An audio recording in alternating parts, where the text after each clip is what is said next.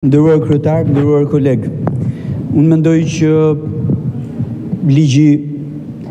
draft ligji që është për diskutime dhe që miratohet sot natyrisht që është i domosdoshëm dhe i nevojshëm, veçanërisht në situatën që jemi.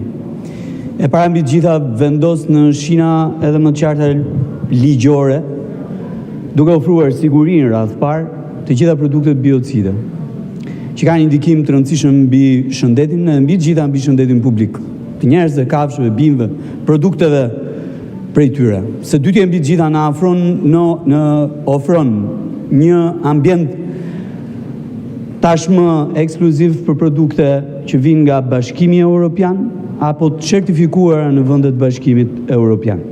Gjë që nuk e kemi pasur deri më sot dhe që natyrisht na ka bërë vazhdimisht target thuajse në të gjitha tregjet ku ne eksportojmë veçanërisht produkte të bujqësore edhe blegtorale. Natyrisht, edhe ministri apo edhe doktor Haxhiu e seruan shumë qartë projekt ligjin, çfarë parashikon ai e çfarë synon ai. Duke thënë që ligji është natyrisht i mirë, patjetër që ajo që vjen si rezervë lidhet me zbatimin e tij.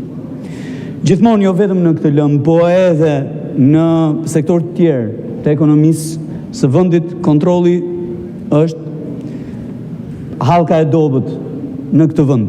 Mbi të gjitha, ajo që kontrollorët zgjedhin të bëjnë.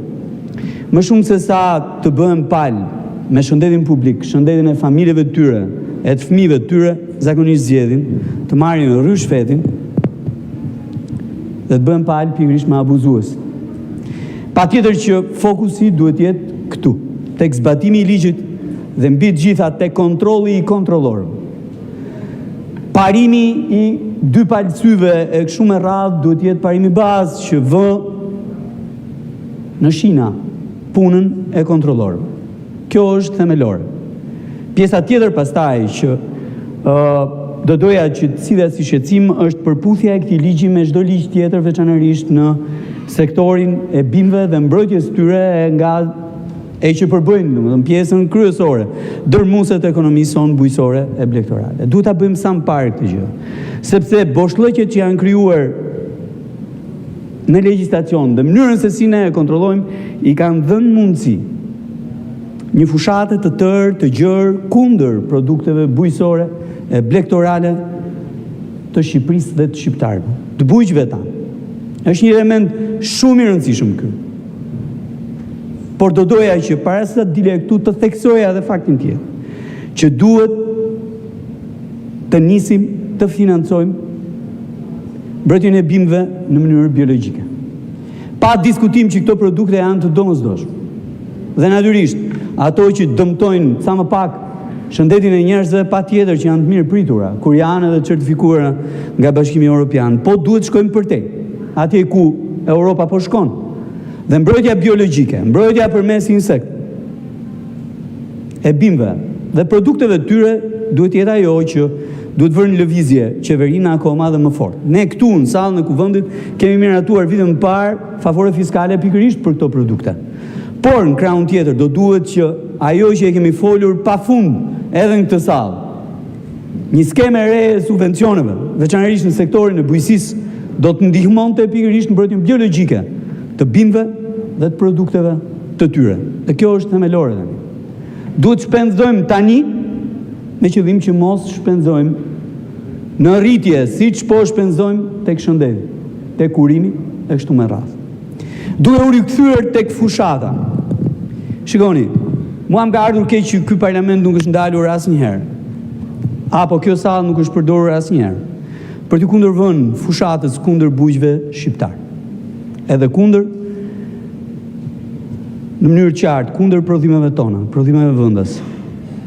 Është një fushatë organizuar që fillon nga jugu e përfundon në veri, që natyrisht synon në mënyrë të qartë të na nxjerrë nga tregjet europiane të eksportit. Prodhojmë mirë, prodhojmë ndershëm. Kemi abuzime po aq sa çkan edhe ata në vendet e tyre.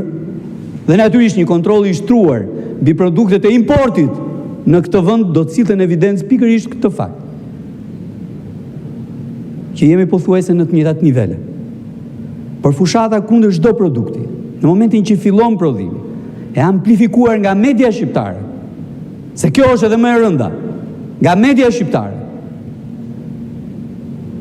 Njëherë me ato veglat kineze që me demek masin përqindjen e pesticideve në produktet tona, që se bëjnë dot fare, janë lodra, kalamajsh.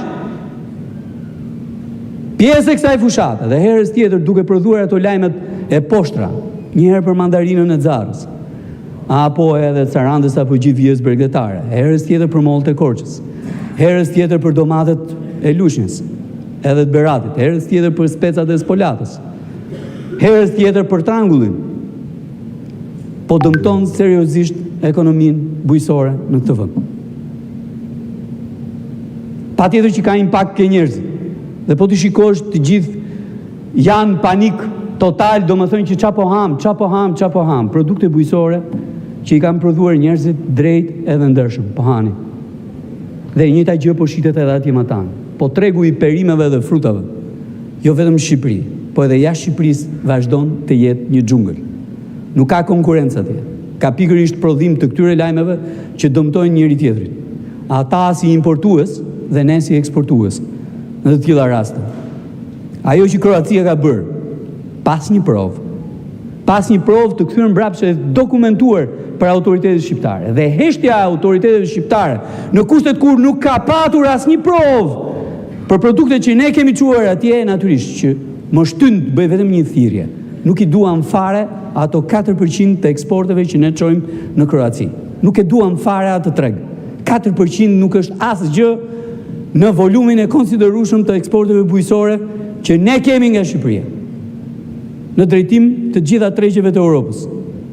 Edhe thirrja shkon për eksportuesit, s'kam se i drejtohen Kroacisë fare, s'kam se i drejtohen asnjë vendi që nuk njeh analizat e laboratorëve të certifikuar që ndodhen në Shqipëri.